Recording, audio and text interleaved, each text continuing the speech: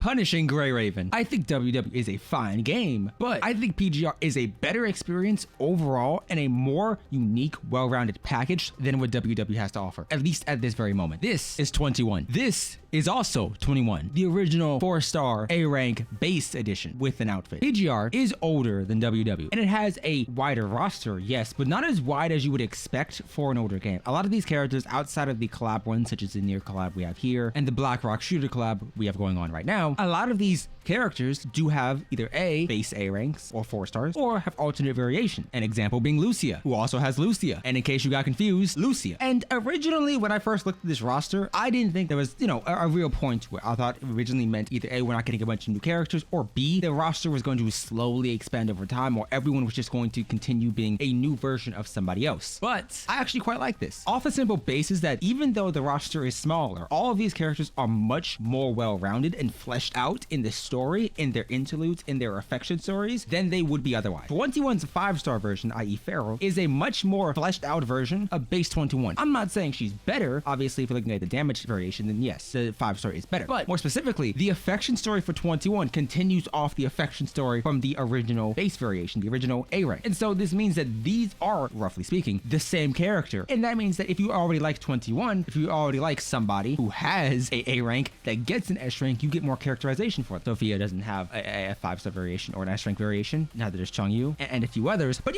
eventually, maybe, hopefully, I hope he does. He's cool. He's cute. I like him in the story, but that's a different story. I do want to clarify. If you're somebody who likes reading into the story of the game or of whatever games you play, chapters 1 all the way up through 8 basically aren't worth it. Chapters 1 through 3 in this section, they're, I guess, nice if you want a tidbit of how the game chooses to tell you its story, but I do not believe anything in Ascension or anything in Corruption is worth reading. I recommend you read it just so you understand what's happening vaguely, but if you're talking about is the story good, 1 through 8, not good. Everything beyond that, great. Once you get through 1 through 8, you unlock more side stories, and more specifically, extra stories. Frozen Darkness, great. I'd say you can do the interlude. The interludes will slowly unlock as you progress to the story, yes, but some characters will just have them automatically unlocked. Because I started the story knowing the one character I liked, I did 21s. I liked it a lot. It didn't spoil me on anything, but I still did it. It was worthwhile. If you're looking into the affection stories, I don't think they spoil you on anything in particular, but you can obviously hold on for doing those until later on. Similar to basically every other gacha game, if you are looking to spend your stamina in a really good way, you can focus on events. If you're looking to progress the story, you can focus on that. I'd say that for the most part, that's just where your stamina should go. Either 2 events to the main story. The main story isn't going to unlock you anything, it's just going to allow you to get to the actual good parts. Events, on the other hand, allow you to farm out basically anything, from any particular memory set, which is basically your artifact set equivalent, to farming out specific affection items, or maybe you want just basic resources. All of the things you would ideally want are to be found within event shops.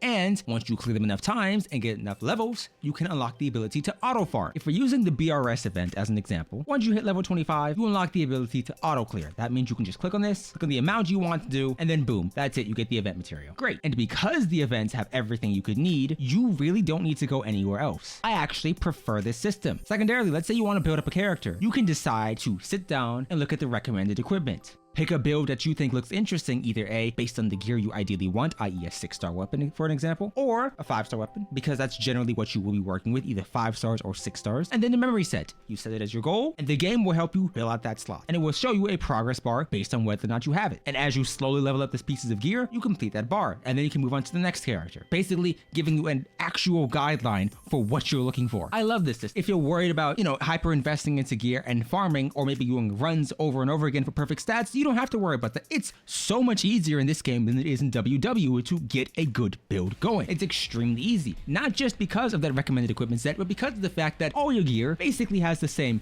base stats, and all you're looking at is resonances, which, yes, has an ability to roll multiple other stats. But I want to clarify, if we're going over to somebody like BRS, who, as an example, doesn't really have her resonances complete, resonances have, yes, chances of getting different particular things to buffing up basic attacks. If we're looking at 21, basic attack and core passive. But there's material that allows you to pick what you want. So you would just ideally wait for that or get it up while you can. And then once you get that material, you can swap it out. You don't have to farm an entirely new piece of gear. It's great. And if you're worried about getting duplicates of a specific weapon, don't. Duplicates actually increase the bonuses of your weapon. So you can go for that. 5 stars have set bonuses, where 6 stars, I believe, probably, maybe, I can't confirm this, have different options. Because as you see here, this new bonus is the exact same as the other 3 bonuses, or resonances as they're referred to in this game. It's great, but that's just the baseline fundamentals. Coatings are way better. You have your base character coating, and as you level them up, you're going to unlock different variations of the exact same design. But as an example of 21, we have this Red Riding Hood version. We have this one, which is actually free, and then we have the Swimsuit, which was free, and I'm mad I didn't get it, but hey, that's the story for another time. You can, under a technicality, get skins or coatings from spending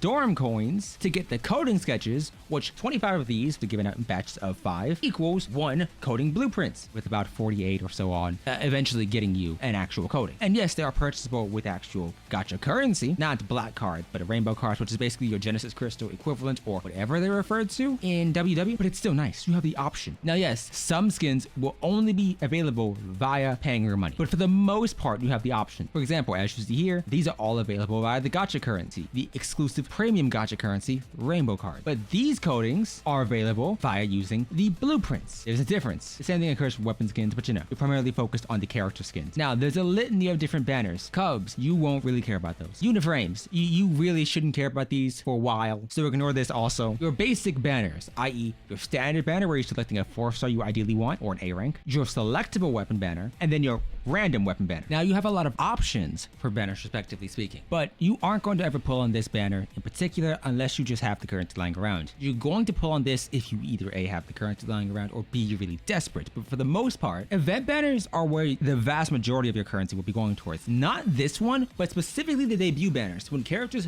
first get a banner, they're getting 100% guarantee. That's where you're going for, realistically speaking. And these banners do roll around every so often, but if you're looking at this event banner, it's only ever a 70% rate up and a 70% rate up for the Fate. The difference is the rate is increased on this banner, the Fate Arrival construct. The downside is the pity is increased to 80 to 100 versus just 60. So even if you are only going on this event guaranteed banner, you're just going to go on this banner or the debut banner. Don't pull in anything else. Please save yourself the hassle. One benefit to this game is that contrary to, I think, pretty much any other gacha I've played, if you are legitimately interested in the character, you can come over to the study tab, come over to the trial zone, and A, test out your individual teams against these solo bosses, or B, go to Cecilia's class and just test out the 5 stars available, whether it is a collab unit, whether it is a uniframe, a 4-star, a 5-star, doesn't matter. Test them out. If you want to see exactly how, I suppose, fluid and fast-paced the combat can get, I recommend Crimson Weave. If you want to focus a bit more on timing, you can also go with Feral or number 21. If you want to focus on a little bit more movement, Hyperreal is a great option. I think Crimson Weave is still the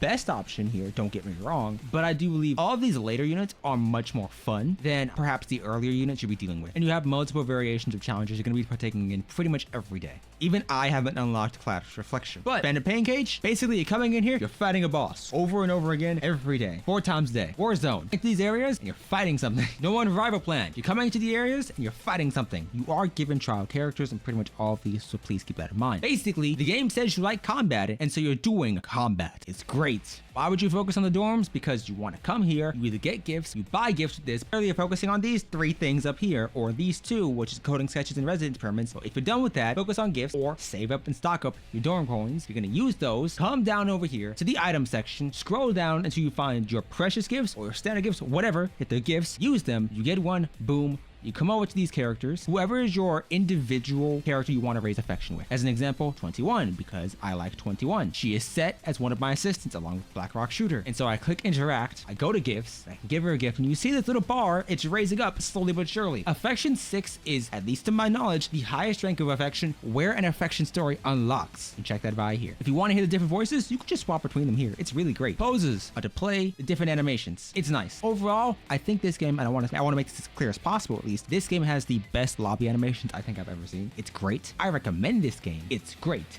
It's fun. Hit Y when you start combat. On your keyboard, hit Y immediately. It allows you to click with your left click to attack. It's wonderful. Now, combat in this game takes many different forms. Once again, I like 21, so I'm basing my combat around her. Blackrock Shooter has a really fun, fast-paced combat style if you enjoy that. You don't have to focus on mono elemental teams. Whilst they can be focused on, I don't think they become really prevalent until A, you have a wider roster, and B, you're much later on in terms of duplications of the characters. So overall, I'd say build who you want early on, and then you can begin to invest into other units later on just to clear out your different team compositions. But hey, that's just me. Once again, I'm still a newer player. And please, find a good guide. Do your guide missions. they give you a lot of XP, and your instructor, if they remember to do so, which mine always does, they're a great individual, will give you memory shards for 5-star memory, which is basically 5-star artifacts. 6 stars is the highest rarity. With that being said, tell me your favorite character in this game down below, and I'll see you next time.